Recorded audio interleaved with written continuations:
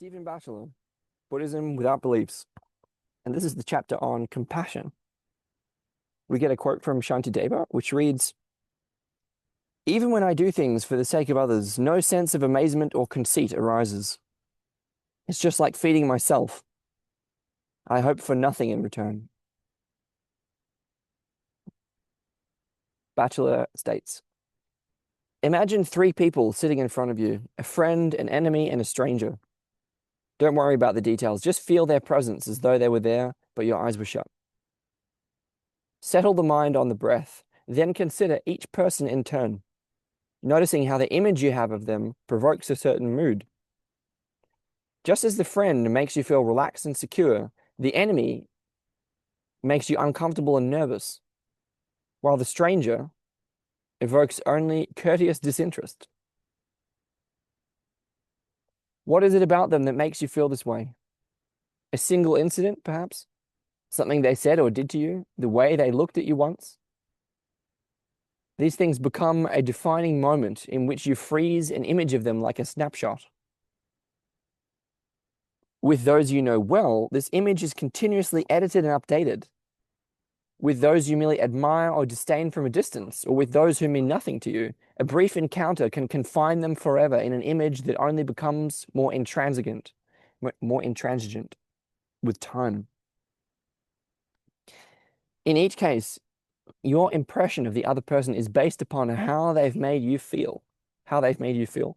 You like those who make you feel good, dislike those who don't, and care little for anyone else. Stay for a while with these images and their corresponding feelings.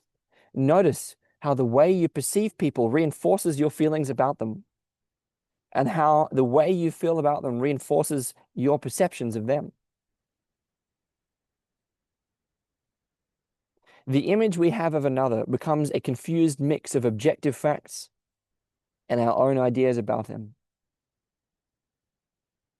So as well as being someone in their own right, the person is cast as an actor in our own private psychodrama. It becomes increasingly hard to disentangle them from the emotionally charged image formed by our desires and fears. To escape this trap is not to pretend to feel otherwise, but to start looking at things differently. We are free to choose how to perceive the world. Upon reflection, we may discover that no matter how strongly we feel about a person, that feeling is often based entirely on an image we have formed of them. Such is the nature of prejudice. Because of a person's skin color, nationality, religion, etc., we immediately feel a certain way about them. This kind of meditation directly challenges the fixed images we have of others. By suspending our judgments, we're able to look at the person from a fresh perspective. Start with the friend. Imagine her as a newborn baby, covered in blood. Slowly follow her as she grows from a toddler to a child, to an adolescent, to a young adult, to the moment you first met her. Try to picture what her hopes and longings were before she even suspected your existence. Think of her now as someone who values her own ideas and feelings in the same inscrutable way as you hold on to yours. Then look into the future and watch her age, fall ill, grow old, and die. Turn to the enemy and the stranger and do the same until three human beings sit before you, equal in birth and equal in death. Does this perspective affect the way you feel about each person?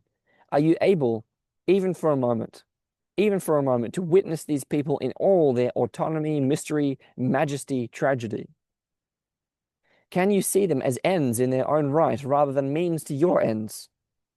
Can you notice the restrictive and selective nature of the image you've formed of them? Can you let go of the craving to embrace the friend and banish the enemy? Can you love the stranger? If I trip and bang my knee on the sidewalk, my hand instinctively reaches out to soothe the pain. I sit down and tenderly massage it. I inspect the damage, then get up and walk home to treat it, being careful not to exacerbate the injury by putting too much weight on that leg. Yet only the knee is in pain. The hand has not been hurt. nor has the eye that studies the grazed, bruised skin, nor the other leg, which assumes the burden of the weakened knee. When my friend appears at the door and greets me with a smile and a hug, I know she's in distress just by the flicker of her eyelids and the catch in her voice as she says hi. In that moment, her anguish pierces me, and I sense it. I sense it's because something S has said or done to her. Okay? I become an intimate participant in her anguish as she recounts what happened. Yet I did not suffer the pain he caused her. At such times, compassion is natural and unhesitating. I respond to the suffering of my friend just as my hand or eye responds to my throbbing knee. But when I come across a down and out homeless person huddled in an alley, I may feel only a twinge of embarrassment or pity before tossing them a coin and hurrying on my way. Or if I'm told that S has suffered a setback, I may be secretly glad, even as I hear myself saying how sorry I feel for the guy. My compassion readily extends to those on one side of the invisible barrier that segregates me from the rest of the world. My knee, my friends, my family, my community, my colleagues, all belong to the domain of me and mine. The bonds that unite us, be they common parents or as arbitrary preference for the same football team, are exaggerated by desire for belonging and fear of rejection. This, in turn, leads to a hardening perception of us and them. In erecting this invisible barrier, perception again determines my mood. I feel good about us, bad or indifferent towards them. But it's not always like this. It's not always like this. There are times when the barrier is lifted. I find myself moved by the plight of those I do not know and probably never will, the hungry child, the abandoned dog, the streams of refugees. Or my world is suddenly transfigured by the smile of an old woman on a park bench. And when I finally run into S and he tells me how scared he's been of telling anyone he's HIV positive, all the resentment vanishes and his grief and terror become mine too. For as long as these fragile moments last, I inhabit a world where all living beings are united by their yearning to survive and be unharmed. I recognize the anguish of others not as theirs, but as ours. It's as though the whole of life has been revealed as a single organism. Reaching again is as though I recognize the anguish of others not as theirs, but as ours. But as ours, it's as though the whole of life has been revealed as a single organism. It's as though the whole of life has been revealed as a single organism. Reaching out to someone in pain is as natural and unself-conscious as my hands reaching out to my injured knee. While in the grip of self-centeredness, compassion remains restricted to those we feel to be on our side. The strength of this hold cannot be underestimated. It's like a spasm that seizes body, emotions, and soul. Yet so familiar is it that we either fail to notice it or regard it as normal. When its grasp is loosened through the look in an old woman's eyes, the world is transfigured. And we know what it means for the heart to open. And we know what it means for the heart to open. Even the momentary experience of a non-self-centered perspective on life is accompanied by affective expansion, exhilaration, and warmth, as though the spasm is let go. Dharma practice is the cultivation of a way of life in which such moments are not just left to chance. However much we may treasure and value these moments, we soon find ourselves swept along again on the tides of unreflective self-absorption. But there is another choice. We can continually question the assumption of a fixed, immutable nugget at the core of the experience of self. Again, but there is another choice. We can continually question the assumption of a fixed, immutable nugget of self at the core of experience.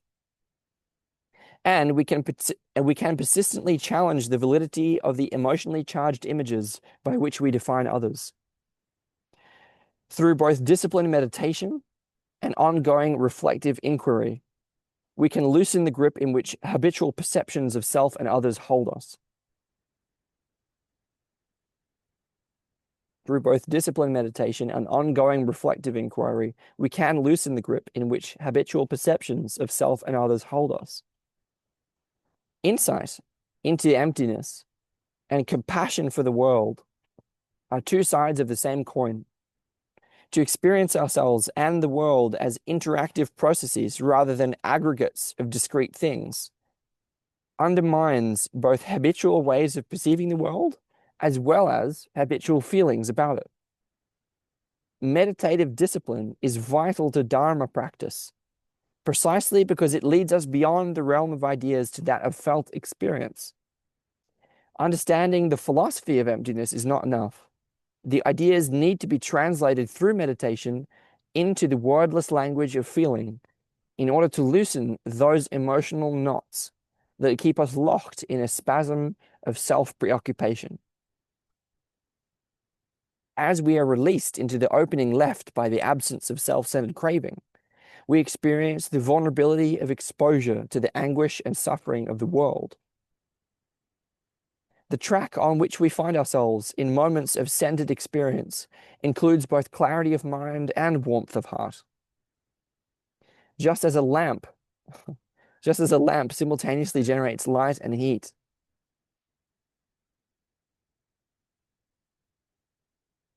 just as a lamp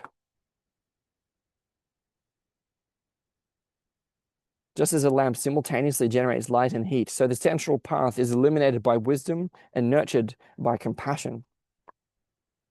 The selfless vulnerability of compassion requires the vigilant protection of mindful awareness. It's not enough to want to feel this way towards others. We need to be alert at all times to the invasion of thoughts and emotions that threaten to break in and steal this open and caring resolve. A compassionate heart still feels anger, greed, jealousy, and other such emotions, but it accepts them for what they are with equanimity and cultivates the strength of mind to let them arise and pass without identifying with or acting upon them. Compassion is not devoid of discernment and courage. Just as we need the courage to respond to the anguish of others, so we need the discernment to know our limitations and the ability to say no. A compassionate life is one in which our resources are used to optimum effect. Again, a compassionate life is one in which our resources are used to optimum effect. Just as we need to know when and how to give ourselves fully to a task, so we need to know when and how to stop and rest. The greatest threat to compassion is the temptation to succumb to the fantasies of moral superiority. Exhilarated by the outpouring of selfless altruism toward others, we may come to believe that we are their savior. We find ourselves humbly assuming the identity of one who's been singled out by destiny to heal the sorrows of the world and show the way to reconciliation, peace, and enlightenment. Our words of advice to those in distress imperceptibly change into exhortations to humanity. Our suggestions for a course of action for a friend are converted into a moral crusade. When subverted in this way, compassion exposes us to the danger of messianic and narcissistic inflation.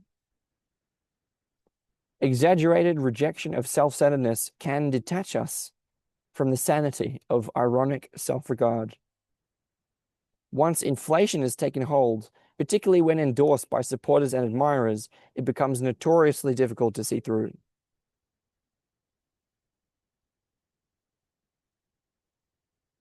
Compassion is the very heart and soul of awakening. While meditation and reflection can make us more receptive to it, it cannot be contrived or manufactured. When it erupts within us, it feels as though we've stumbled across it by chance, and it can vanish as suddenly as it appeared. It is glimpsed in those moments when the barrier of self is lifted and individual existence is surrendered to the well-being of existence as a whole. It is glimpsed in those moments when the barrier of self is lifted and individual existence is surrendered to the well-being of existence as a whole. It becomes abundantly clear that we cannot attain awakening for ourselves. We can only participate in the awakening of life. We cannot attain awakening for ourselves. We can only participate in the awakening of life.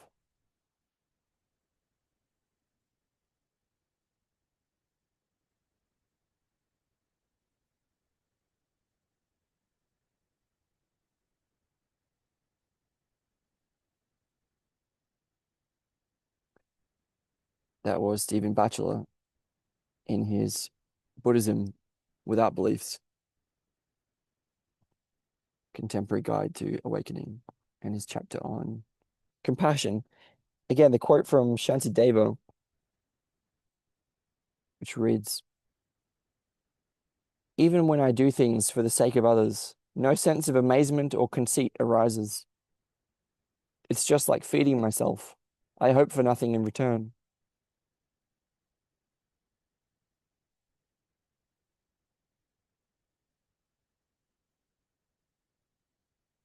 It's just like feeding myself. I hope for nothing in return.